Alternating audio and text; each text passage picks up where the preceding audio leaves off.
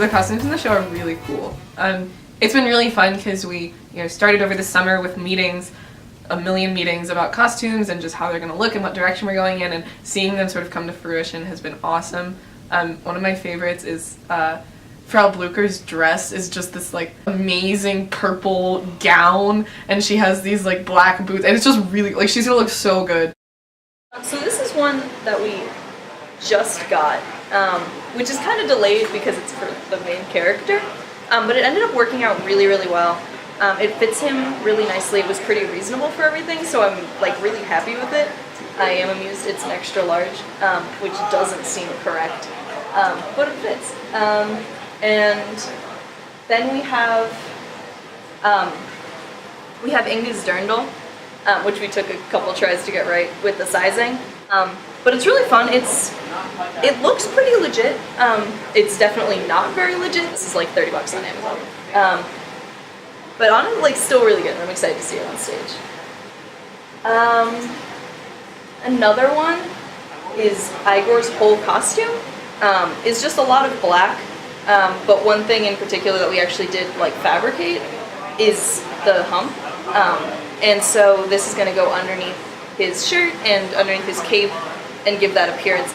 We have also bought enough top hats for almost everybody in the cast, so that for putting on the Ritz, when they're all supposed to have been like villagers who've dressed up really fancy for this big event that they're not really sure exactly what it is yet, so they all have a top hat. And we've also got them bow ties.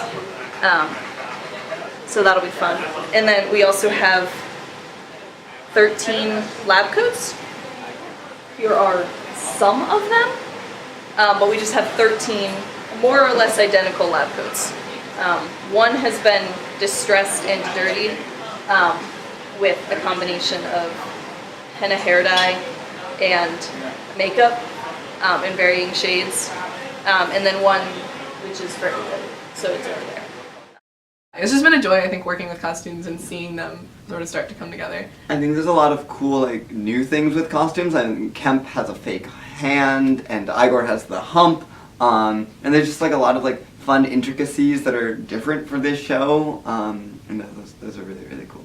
The makeup in this show like really allows the team to have a lot of fun with the monster, especially making him feel more like a real person than he's often portrayed. And so the makeup is really, really crucial for that. And it's very much an homage to how Frankenstein often looks, with the green, but it's a little bit more subtle and a little bit more nuanced, because he's more of a character in this show.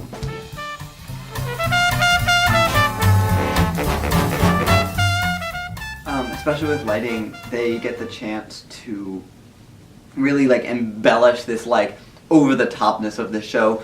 There's one particular number, Join the Family Business, where it's this sort of spooky, like psychedelic, almost dream sequence with these crazy mad scientist ancestors who are all like leaping and screaming around the stage, and the lighting design is this really cool sort of combination of spinning colors that all sort of like just enhances like the craziness of this moment.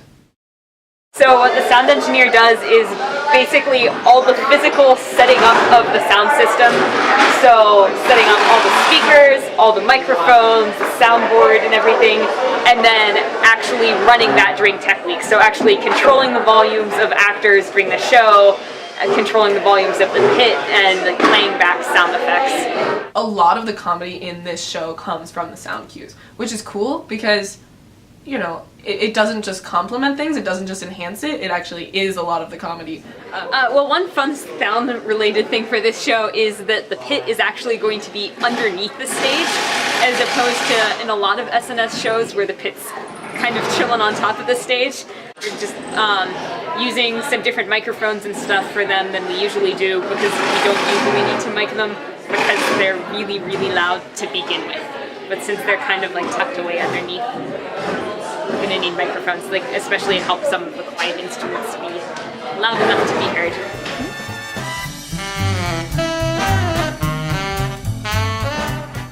I think it's really cool how they've managed to put together the spinning bookcase, because that's such a classic bit from the movie, and it's hard to make a spinning bookcase on a stage that can convincingly spin around and hide people behind it. Yeah. So I that's my favorite part of the set, just because I love the old movie so much, and the fact that that's coming to life and there's a real spinning bookcase that can like spin and get people stuck behind it is so cool. I think the other really cool part of the set is the machine, the Monster Maker machine. Chris and Eric, the props heads, have just run wild with this idea. We gave them very little, and the senior designers didn't give them too much, but they have come up with so many ideas. I see Chris walking around just picking stuff off the ground and be like, oh, this would look cool on the machine. It's so cool. It's been a really fun time watching them come together, because the great thing with this show is it's all so goofy and it's all so silly and wacky and weird, so we can make a lot of fun choices and sort of run wild with that.